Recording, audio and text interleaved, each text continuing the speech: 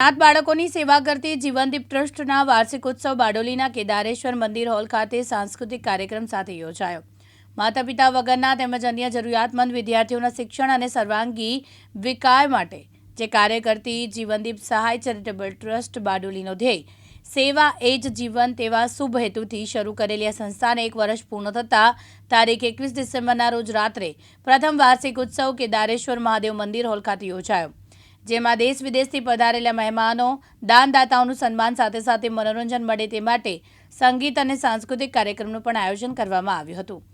આ જીવનદીપ સહાય ચેરિટેબલ ટ્રસ્ટની સ્થાપના કરવામાં આવી, તેનો મુખ્ય ધ્યેય પહેલા ધોરણથી ઉચ્ચ અભ્યાસ સુધી માતા પિતા વગરના અનાથ બાળકો, પિતા વગરના બાળકો તેમજ આર્થિક રીતે જરૂરિયાતમંદ બાળકોની શિક્ષણ ફી, શૈક્ષણિક કીટ અને સર્વાંગી વિકાસ માટેના કાર્ય કરવાનો છે। શિક્ષણ એ પાયો છે જેના પર વ્યક્તિઓ પોતાની ઓળખ ઊભી કરે છે, તેમને વિશ્વની જટિલતાને પાર પાડવા, જાણકાર નિર્ણયો લેવા, સમાજમાં અર્થપૂર્ણ યોગદાન આપવા સક્ષમ બનાવે છે। આપનું નામ? મારું નામ છે મુકેશભાઈ નગીનભાઈ પટેલ, ગામ બગુમરા। જીવનદીપ સહાય ચેરિટેબલ ટ્રસ્ટનો પ્રમુખ તરીકે સેવા કરું છું।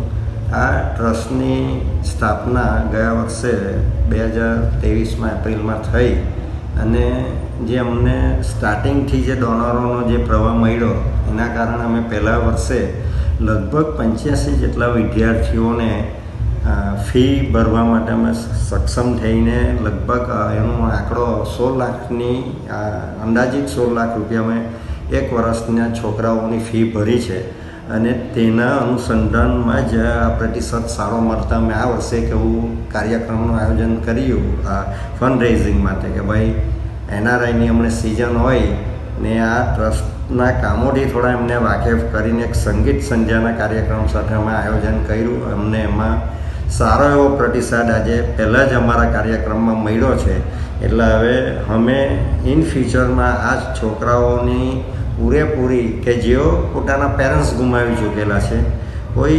ફાઇનાન્શિયલી છોકરાઓ કદાચ એને લીધે અભ્યાસ છોડી દે છે, એવા છોકરાઓને અમે શોધીને લાવીને એમનું જીવનના ઘડતર માટે આ સંસ્થા અમે બહુ મહત્ત્વનું કામ કરી રહેલી છે।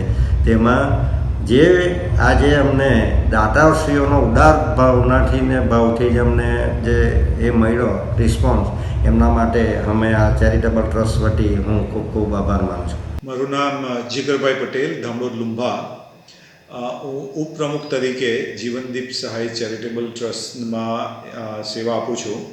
અમારા ટ્રસ્ટમાં અમે ફક્ત સ્કોલરશિપ આપવા કરતાં વધુ છોકરાઓનું હોલિસ્ટિક ડેવલપમેન્ટ થાય એના પર પણ બહુ જ સારી રીતના ફોકસ કરીએ છીએ। દર 3 મહિને અમારો પ્રયાસ રહી જે છોકરાઓને અમે આર્થિક સહાય કરીએ તે લોકોને બીજી પ્રવૃત્તિમાં પણ અમે એ લોકોને સહાય આપીએ। ઉદાહરણ તરીકે કરિયર ડેવલપમેન્ટ હોય, આર્ટિસ્ટિક ડેવલપમેન્ટ હોય, યોગ પ્રાણાયામ કરાવવાનું હોય, આ બધી જ વસ્તુનું અમે હોલિસ્ટિક ડેવલપમેન્ટ કરવા માટે છોકરાઓને સહાય કરીએ છીએ। રમેશ કંબાતી, દિવ્યાંગ ન્યૂઝ, બારડોલી, સુરત।